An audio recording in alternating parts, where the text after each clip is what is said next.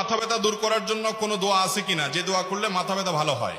দোয়া আছে ভাই, শুধু মাথা ব্যথা নয়, শরীরের যে কোনো অঙ্গে ব্যথা হলে সেই ব্যথা দূরের জন্য অব্যর্থ এবং পরীক্ষিত একটা দোয়া আছে। সেই দোয়াটা হলো আউযু বিইজ্জাতিল্লাহি ওয়া কুদরাতিহি মিন শাররি মা আজিদু ওয়া উহাজির। 7 বার পড়বেন।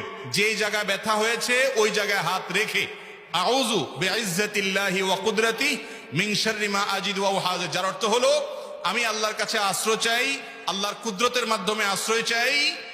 কিসের থেকে? আমি যে ব্যথা অনুভব করছি এটা থেকে। একজন সাহাবীকে নবী সাল্লাল্লাহু আলাইহি ওয়াসাল্লাম দোয়া শিক্ষা দিয়েছেন, তার ব্যথার জায়গায় তিনি হাত দিয়ে দোয়া পড়েছেন, তারপর তাকে আল্লাহ তাআলা পরিপূর্ণ শেফায়ে কামেলা দান করেছেন।